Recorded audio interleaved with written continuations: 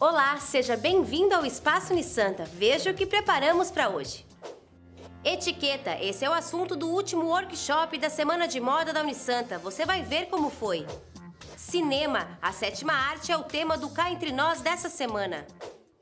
Comer com os cotovelos na mesa ou não colocar a mão na boca quando boceja são alguns gestos considerados mal educados. Mas você sabia que também existe etiqueta para o jeito de se vestir? Esse foi o tema do primeiro workshop do último dia da Semana de Moda, a etiqueta e a roupa. De forma divertida, Taíli Lima explicou a relação entre moda e as boas maneiras. Dentro das boas maneiras da etiqueta também há as boas maneiras de se vestir. Com que traje eu vou a cada evento? Só que a moda muda muito rápido e essas tradições já não. Então o que você tem que fazer? Ver esse fio mestre do que é a etiqueta, o que ela propõe para cada evento, para cada ocasião, como você deve estar vestido e você adequa à moda daquele momento.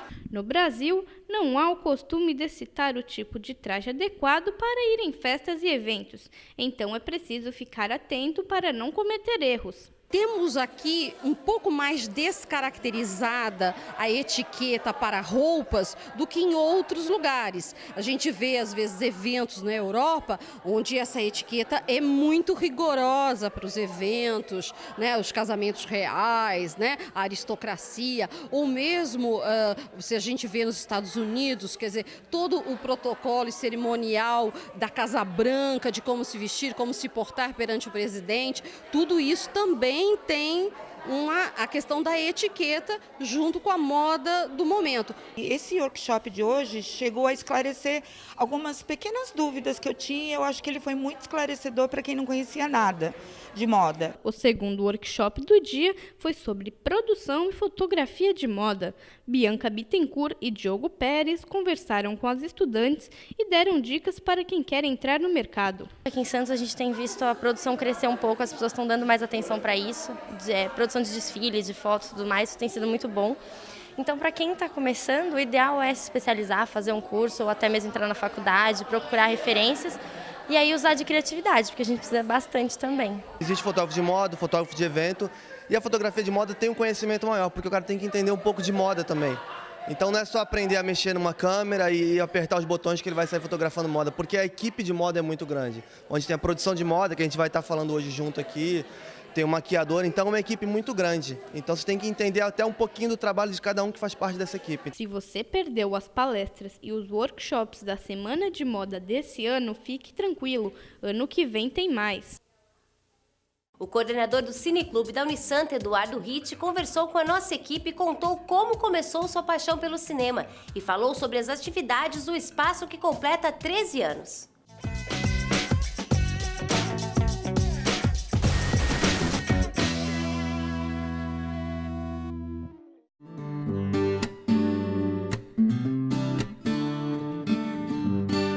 Desde os 7 anos que eu escutava minha tia comentando sobre cinema, que ela ia assistir muitos filmes de romance, ela gostava de ler bastante também. Ela chegava comentando com minha mãe e eu perguntava como que era esse lugar cinema. Ela comentava, o cinema é um lugar escuro, grande, tem uma tela enorme que dá mais de 20 televisões igual a essa que a gente tinha em casa. Enfim, e aí foi criando um pouco, alimentando essa curiosidade. Então, eu não sei se foi aí que começou a paixão, mas depois eu comecei a colecionar cartazes, comecei a colecionar informações sobre filmes, buscar de alguma forma, seja por álbuns, então eu tinha essa coisa de colecionar. E aí eu comecei a criar um fã-clube de cinema. Esse fã-clube eu fazia contatos com várias pessoas pelo Brasil inteiro e cheguei a ter acho que mais de 200 cartas em casa. Minha mãe acabava jogando, conforme a gente mudava, ela jogava fora algumas também. Enfim, acho que a paixão foi nisso, assim, era uma forma como uma espécie, eu coloco como uma espécie de religião.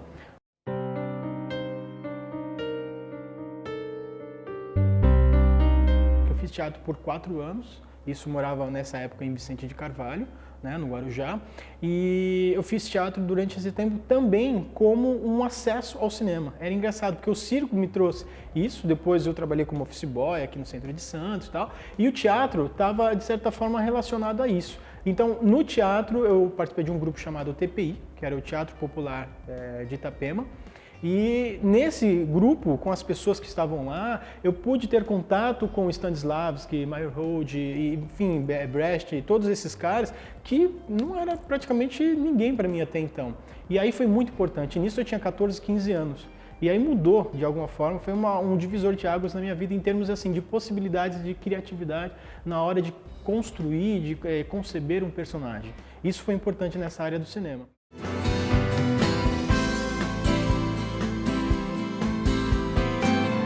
O Cineclube, ele surge em 25 de maio de 1998, de certa forma, né? Porque quando eu estava no segundo ano de jornalismo, eu desenvolvi uma espécie de pesquisa, de projeto com alguns amigos meus. E aí, mais ou menos por volta de março, começamos a fazer entrevistas, buscando para trabalhar com vídeo, porque assim, nós tínhamos as aulas, mas só que a gente não mexia tanto com a câmera.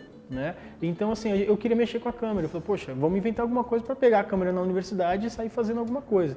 E aí a gente pegou, e aí, obviamente, não sei se foi uma sugestão de algum professor, que aí eu comentei que eu gostava de cinema, enfim, contei várias histórias relacionadas ao cinema. Falei do meu objetivo com o curso de jornalismo, que era trabalhar com documentários, essa coisa toda. E acho que algum professor, que eu não lembro quem, que falou, olha, você não faz um documentário sobre Maurice Léjart, alguma coisa sobre ele, que ele morreu há pouco tempo. Então estava tudo muito ali. E a gente falou, vamos organizar um evento.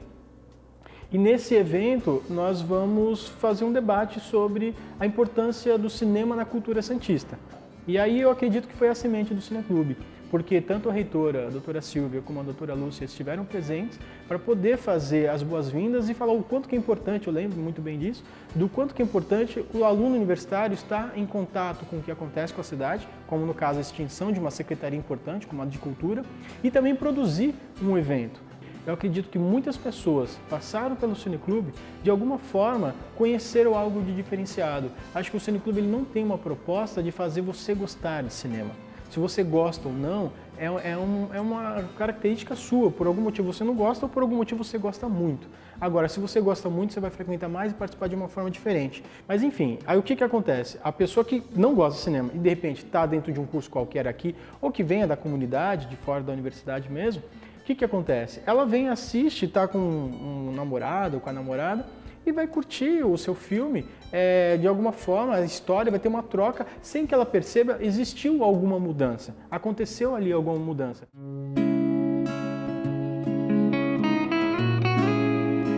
A sessão para criança, ela surge em 2003,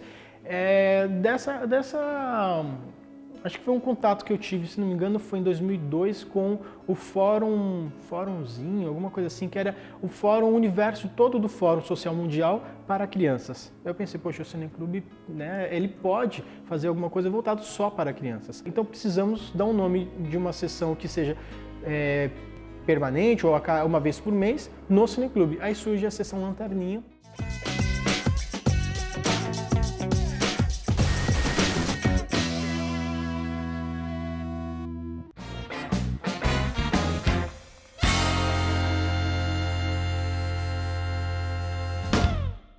Gênio da informática, executivo feroz e empresário inovador, Steve Jobs sempre teve o nome relacionado a ideias criativas e acreditava que a tecnologia deveria ser disponível para ser operada por qualquer pessoa. Jobs nasceu em 24 de fevereiro de 1955, em São Francisco, na Califórnia. Colocado para adoção logo após o nascimento, foi acolhido por uma família simples, com a condição de que pudesse estudar em boas instituições. A partir dos anos 60, a atmosfera tecnológica que tomou a região de Palo Alto, onde morou, inspirou o jovem Steve a se aprofundar no campo da eletrônica, durante horas passadas na garagem de casa. E foi lá que inventou, ao lado do amigo Steve Wozniak, o que viria a ser o primeiro computador pessoal do mundo. Em 1972, a dupla fundou a Apple, que se tornou uma das empresas mais valiosas do mundo. Também foi um dos responsáveis pela criação do estúdio de animação Pixar. Jobs gostava de controlar todos os pontos da produção dos produtos, o que lhe rendeu os adjetivos de perfeccionista e workaholic. Nenhum produto da Apple chegava aos consumidores se não passasse pelos padrões de qualidade do executivo-chefe. Criou produtos de uso simples, mas com aparência sofisticada. As invenções de Jobs influenciaram os concorrentes e revolucionaram ao menos 3 segmentos da indústria mundial. O legado de Jobs abrange a área da computação pessoal com o iMac, da música com o iPod e da telefonia com o surgimento do iPhone. Em 2010, a Apple criou o iPad e, praticamente sozinho, o aparelho inaugurou uma nova categoria de computadores pessoais, os tablets. Steve Jobs morreu em outubro de 2011, aos 56 anos, vítima de um câncer no pâncreas que tratava desde 2003. Não há dúvidas de que o espírito exigente e inventivo de Jobs foi decisivo para desenvolver a tecnologia que chegou às mãos dos consumidores nas últimas décadas. Foi o homem por trás de uma verdadeira revolução digital.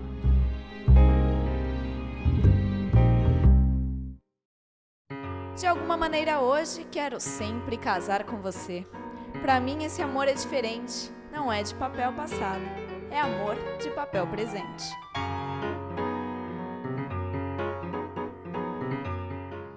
Eu fico por aqui, mas amanhã a gente se vê no mesmo horário, à 1 da tarde e às 7 da noite. Tchau!